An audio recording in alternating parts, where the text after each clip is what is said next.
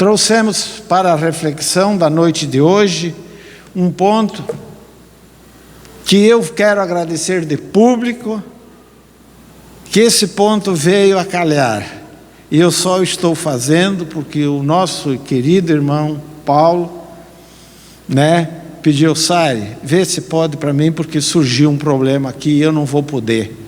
Felizmente ele veio até a casa, está aí. E eu disse, eram 17h30, ótimo, o devedor sou eu mesmo, vamos lá, desliguei o computador que estava fazendo, tirei o ponto. Então, meus irmãos, o ponto que nós vamos refletir hoje é de suma importância para o nosso dia a dia, e começa conosco até terminar com o mundo. Começa conosco no município, no estado, no Brasil, no mundo. O que está se precisando hoje? O que é preciso dentro do nosso lar? O que é necessário no nosso local de trabalho? O que se faz imperioso que aconteça, digamos, no nosso trânsito, enfim. O que nós precisamos? Entendimento. Entendimento. A partir do momento que nós passarmos a nos entender, os problemas desaparecerão. Emmanuel disse: se cada um cumprisse com a sua obrigação, 2/3 dos problemas do mundo estariam resolvidos. E esses problemas são resolvidos através do entendimento, através da tolerância, da esperança e principalmente da paciência. Olha o que Tiago diz: irmãos, não vos queixeis uns dos outros. Não vos queixeis uns dos outros. Nós reclamamos de tudo e de todos, queixamos-nos de tudo e de todos, Vai-se ao mercado, lá vem a queixume, o reclamo. Vai numa agência bancária, vai numa instituição, uma repartição pública, vai à casa espírita, reclama porque não entrou na sala de desobsessão. É isso, meus irmãos, nós temos que vestir a nossa carapuça, é isso mesmo. Vai num lugar, não tem estacionamento.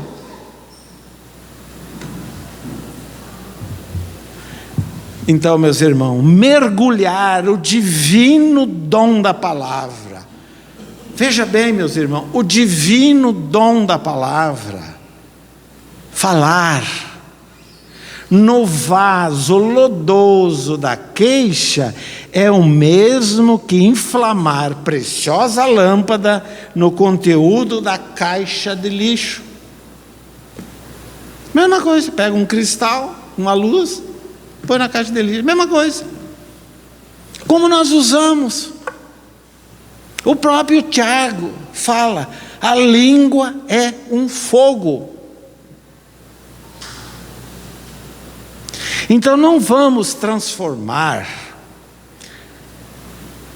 a própria frase em lama, principalmente sobre as chagas abertas. Porque nós somos assim. Quando a pessoa não está bem, parece que, aí tudo converge. É muito difícil. Emmanuel tem uma frase que diz o seguinte: para extinguir a cultura do ódio nas áreas do mundo, imaginemos como seria melhor a vida na terra se todos cumprissem fielmente o compromisso de reclamar menos. Se todos cumprisse com a sua obrigação. Mas não é assim.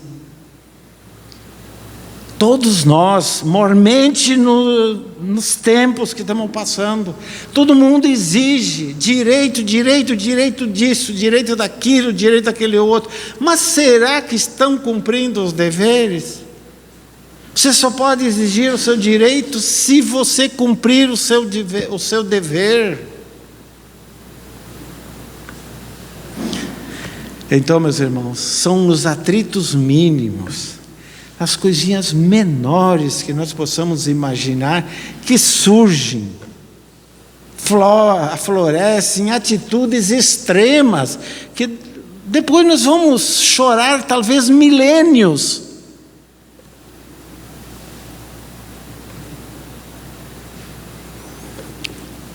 Como gostamos de recusar a cortesia, como nós recusamos.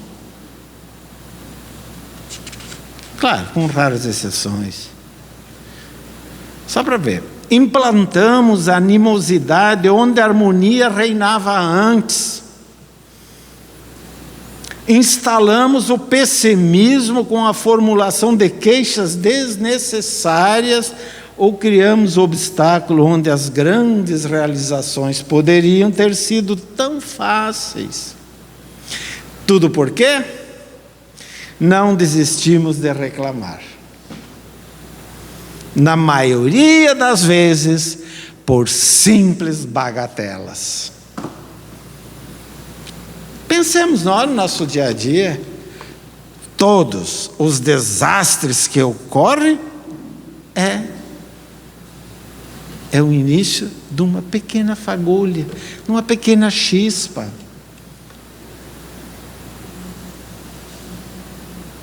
Na obra Coragem, de Chico Xavier, tem uma pequena colocação, não vou contar porque o tempo não deixa. Nós nos preocupamos com os grandes problemas, mas nós não nos preocupamos com aquilo que deve se preocupar. E aí, o Espírito conta a história e diz o seguinte: digamos que o cidadão, aquela pessoa, tem que cruzar uma mata espessa. Ele fala em espessa mesmo. E ele diz o seguinte: não é o cipoal que vai impedir dele cruzar essa mata, mas sim o grãozinho de areia que está no calcanhar de sua bota. Nós sabemos o que um grão de areia faz numa bota, né? Então, veja bem, meus irmãos, coisa pequena. Como está o nosso dia a dia dentro de casa? Como está o nosso dia a dia? Eu que vivo em condomínio, aí tem um irmão também que vive no mesmo condomínio que eu. Como está? Como é a vivência? Como é a vivência no trânsito? Nós não nos entendemos. Por que nós não conseguimos nos entender? Porque o orgulho, a vaidade, a prepotência fala mais alto.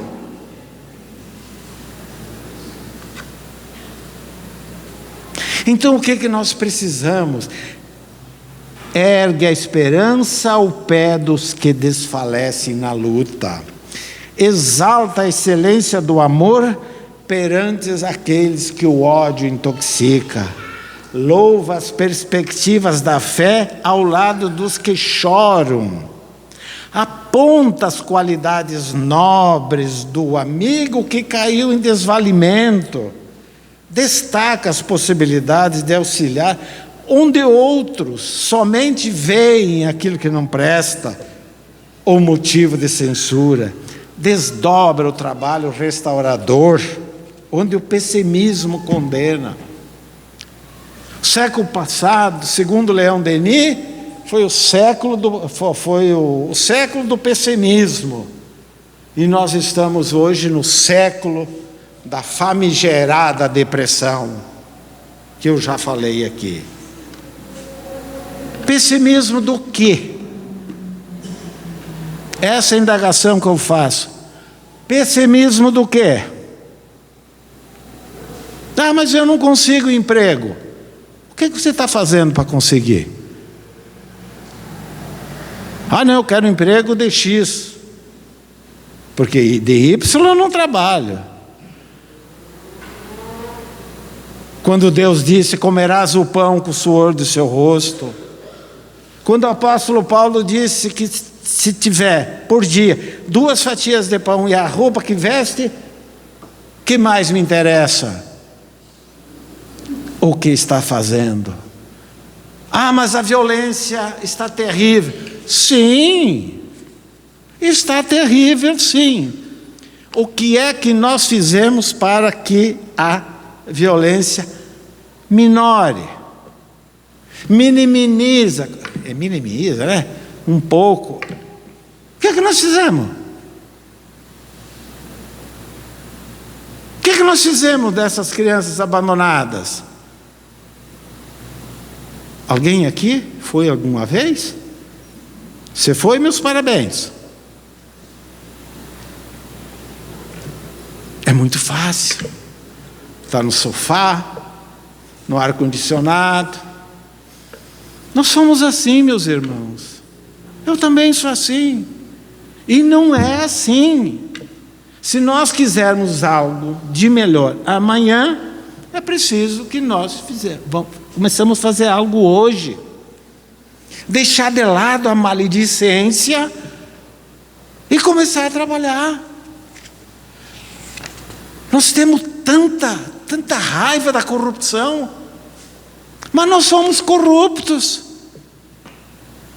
Nós somos corruptos, sim. Corrupção não é só desvio de dinheiro público. Corrupção é você vilipendiar a esperança da pessoa. E tem, Haroldo Dutra, na obra Despertar, ele diz que hoje vive-se o momento da mediocridade e bate-se palma ao exótico.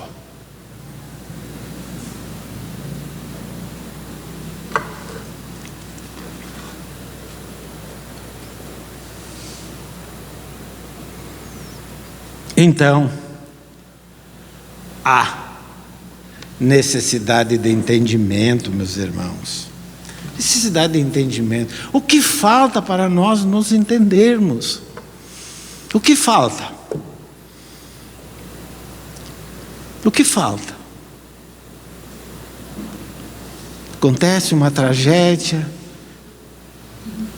a televisão mostra, muitas vezes a nossa sensibilidade é tão grande que correm lágrimas sem que nós percebamos. Ótimo. E você olha para o seu lado, olha para o outro, um filho está com o celular, o outro filho está com o celular, a mulher está no tablet. Vamos aos restaurantes.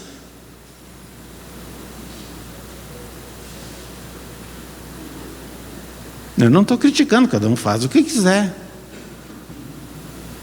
Eu apenas estou dizendo, porque não adianta chorar depois. Você entra num restaurante, estão em 4, 3 estão no celular e o outro, às vezes não está fazendo nada quando os 4. Um colega meu, no estado de São Paulo, convidou a sua companheira e os seus 2 filhos com as respectivas. Ao chegar no restaurante, ainda bem que eu já deixei o meu, está lá embaixo. Cada um pegou o celular, exceto o casal. Aí veio o garçom. Aí o colega diz assim, ele até brincou, falou em inglês, take it easy, tenha calma. Pois não, senhor, o que que houve? Não, nós vamos embora. Não, pai, não. Nós vamos embora. O que que nós vamos fazer aqui? Ver celular? E assim o é. Meus irmãos, eu não estou criticando o celular, é uma tecnologia maravilhosa, mas ela tem seu momento. Ela tem seu momento, essa tecnologia. Nós precisamos conversar com nossos filhos, com a nossa companheira. Tem que ter esse dom maravilhoso que é falar.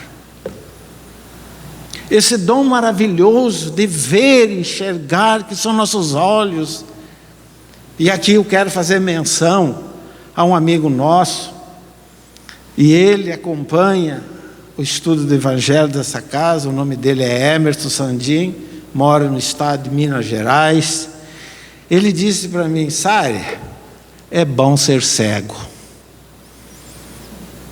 E ele ficou cego muito tempo depois, né? Sari, é bom ser cego. Para o bom entendedor, né? Então, meus irmãos, são coisas pequeninas. São coisas pequenas. Deixemos de lado aquelas coisas grandes. E vamos começar. Quem aqui não plantou um pezinho de pimenta, de uma flor, enfim, algo no seu jardim? Uma sementinha. Uma sementinha você plantou. É de 7 a 14, tudo depende.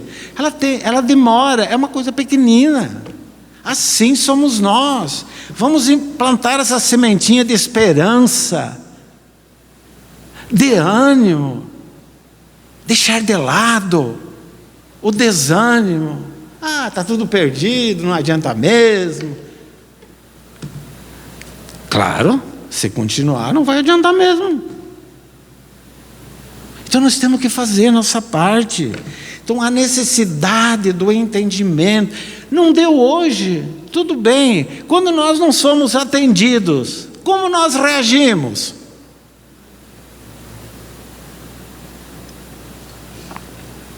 Ligamos a um consultório médico, não tem consulta só para daqui. Qual é a nossa reação? Nós somos assim. Mas será que nós agiríamos de forma diferente? Vou ler uma colocação da necessidade do entendimento e compreender as pessoas.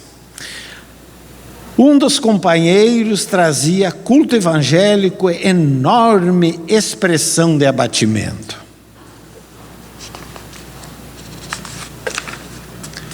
Ante as indagações fraternas do Senhor, esclareceu que fora rudemente tratado na via pública.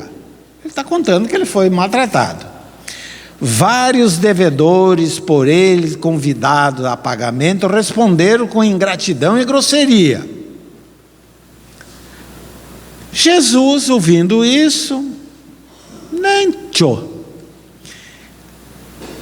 E respondeu de forma benevolente.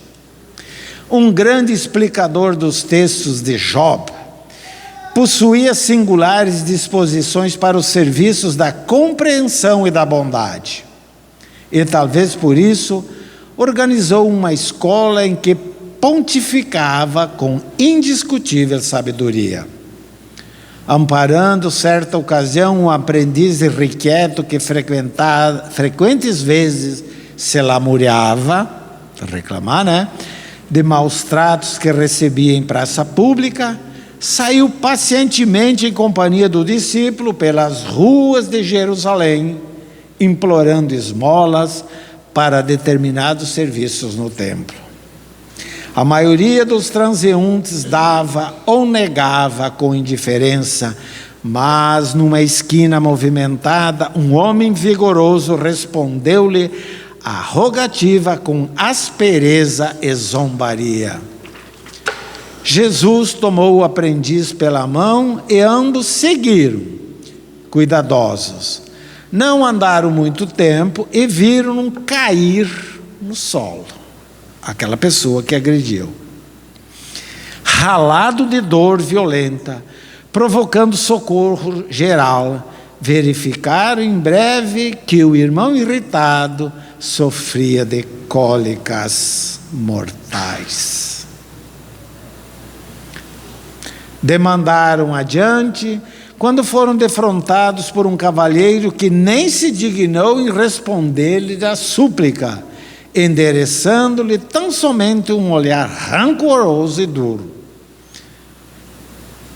Orientador e tutelado acompanharam-lhe os passos, e quando estranha personagem alcançou o domicílio que lhe era próprio, repararam que compacto grupo de pessoas chorosas o aguardava.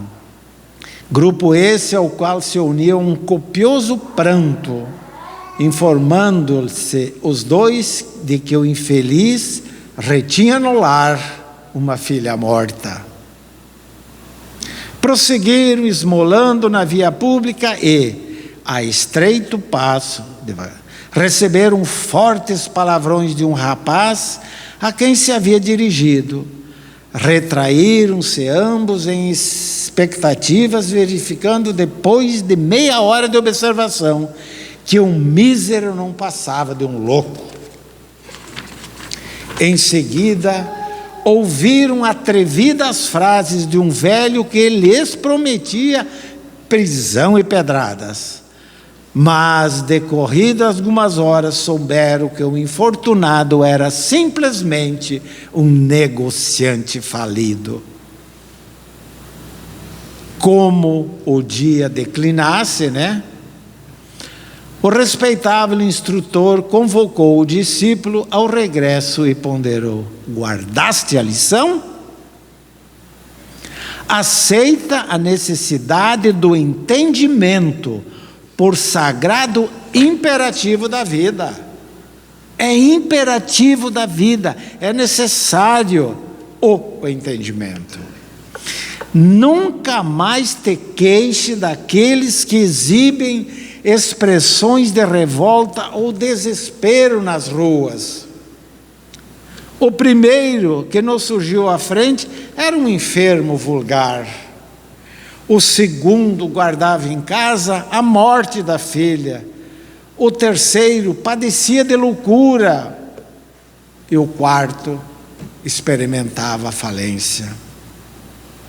Na maioria dos casos, quem nos recebe de mau humor permanece em estrada muito escura e mais espinhosa que a nossa.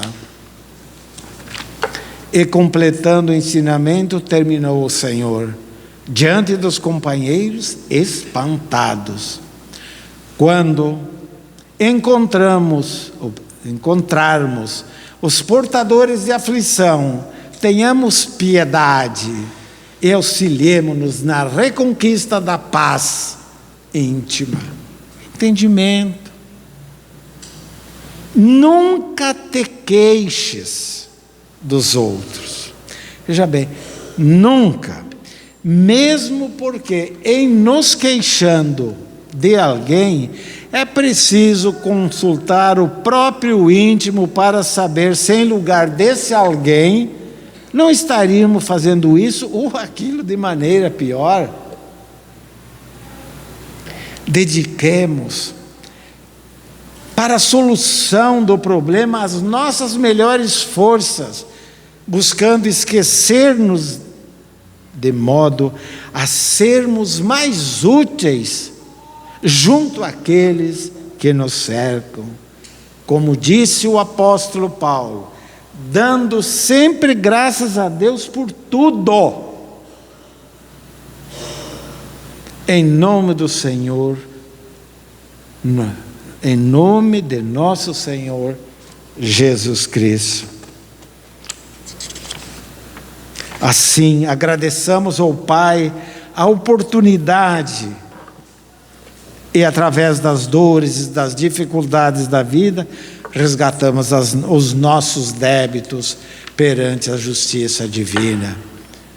Agradeçamos a Jesus pela oportunidade de termos o nosso caminhar de hoje, tantos conhecimentos evangélicos que nos foram proporcionados. Agradeçamos aos bons espíritos que nos acompanham a jornada, desviando-nos dos caminhos do mal, onde, por descuido, muitas vezes nos enveredamos. Agradeçamos pela vida que nos foi concedida. Agradeçamos pelo corpo material que nos foi proporcionado na presente encarnação. Esse corpo que Deus nos proporcionou, e nós amargamente ou infelizmente, como queiram, estragamos ele, fazendo isso, fazendo aquilo, fazendo aquele outro. Vocês sabem do que eu estou falando. Só que vamos pagar um preço caro, hein? Agradeçamos pela luta de hoje. Agradeçamos, sobretudo, pela oportunidade de servir, de conseguir levar ao próximo o bálsamo que lhe suavize as dores do corpo e da alma. E a frase lapidar que vou deixar aos irmãos é essa, 5 palavras: reclamar menos e servir mais. Que Jesus nos abençoe e que possamos nós, caros irmãos, começarmos a pôr em prática essas informações que Jesus nos informa. Vamos começar a se entender. Se a família se entende, a sociedade vai se entender. E se a sociedade se entende, o Estado vai se entender. E o mundo vai se entender. Irão acabar as guerras bélicas e a guerra dentro do nosso lar. Como estão nossos lares hoje? Como estão? O meu está bem? Ótimo. Então ajude aquele que não está bem. Nem que seja com o pensamento, sem jogar alfinetadas, que muitas vezes jogamos. Jesus aguarda de cada um de nós que cumpramos com a nossa obrigação. Cada um de nós tem uma missão e nós seremos cobrados amanhã, meus irmãos, quando voltarmos à pátria espiritual. Que Jesus nos abençoe e que todos tenhamos uma noite feliz e que de retorno aos nossos lares possa Jesus nos abençoar e que tenhamos força necessária de vencer esses grandes inimigos, não que estão fora, mas estão dentro de nós: orgulho, vaidade, egoísmo, etc, etc. Que Jesus nos abençoe. Muita paz, queridos irmãos.